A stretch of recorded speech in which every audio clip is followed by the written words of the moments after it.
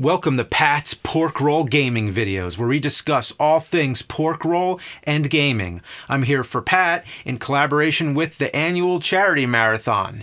In New Jersey, pork roll is more common than combat. Speaking of which, Pat, my offer still stands. Combat for Nintendo World Championships? Anyway, what you just saw was the pre-sliced version of pork roll. The one that I grew up with the most was the unsliced kind, just a big sack of meat that you slice up. You fry it up, you put it on a bagel or a croissant or an English muffin. Everybody has their own preference. Everybody also has their own preference of what to call it. In North Jersey, most people say Taylor ham. In South Jersey, most people say pork roll. And in all the rest of the world, they say, what the fuck is it? So I guess Pat and I need to spread the word to make pork roll known throughout the world. In fact, we're not doing game reviews anymore. No, and no more game conventions either. We're going to the motherfucking pork roll convention. Yeah! Too bad we missed it this year. From now on, it's all pork roll. Just kidding. Gilligan's Island, NES. The opening sequence is relatively faithful to the popular 60s TV show which it's based on. It even has the theme music, though it's not quite the best rendition.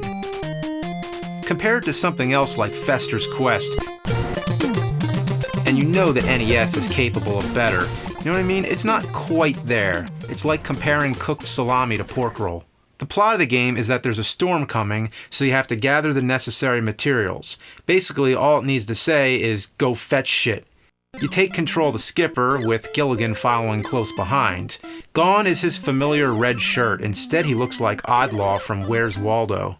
Ugh, this jumping sucks. It's almost half as bad as Bill and Ted, which is pretty bad. Snakes. Does every game need to have snakes? Boy, I'd punch him if I could. If only I could.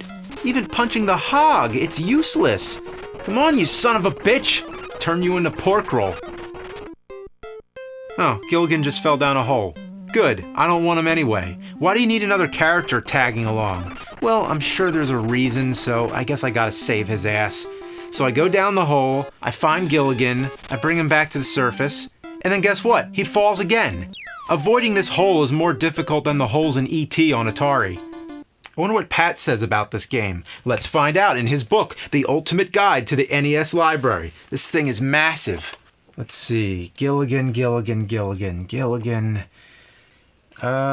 Where is it? There's no Gilligan's Island. Oh, that's right. The Adventures of Gilligan's Island. It's one of those games. The show was just called Gilligan's Island. Why couldn't they call it that? Anyway, Pat gives it 3 stars out of 5. 3 stars out of 5. I'm not so sure about that. He also says when it comes to the Marianne or Ginger question, I tend to choose Ginger. Oh, come on. Mrs. Howell, for sure. Quicksand. You have to mash the buttons repeatedly to get through. This is real fun. Why'd Gilligan go up the tree? Get back here! What is he, a cat? Oh, I lost him again. He does such a shitty job following you. Fuck you, Gilligan. Pork roll. Damn, the water current got me. Oh, that's cheap. The professor tells me Mrs. Howell's with Mr. Howell. Didn't know I was looking for either of them, but thanks. Oh, damn it, Gilligan. Ugh. Fortunately, you can use the rope to pull him back, but you only start out with a couple of them. Oh, great time to lose Gilligan, just before a boss fight. The hit detection is awful. In fact, I don't think I've hit him once. Who goes around punching apes anyway? This is one of the most miserable times I've ever had on a boss battle. All around, this is a nightmarish experience. The show is so cheerful, even though they're trying to get off the island, they had everything they needed. Lots of the appeal of the show is the idea of imagining what it would be like living away from the grid. It's a fantasy, and everything on the show looked so perfect.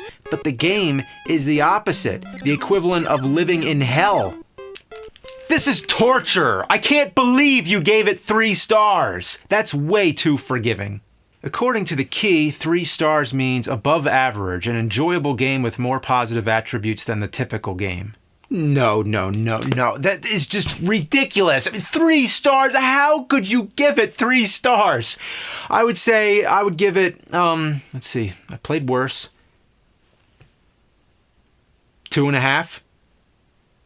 Well, Pat, good luck on the charity event. I'd tell you to fuck off, but since it's for charity, how could I say no? It's a great cause, a great tradition, and I'll be there next year again if you need me. Although, sometime we gotta work in pork roll somewhere.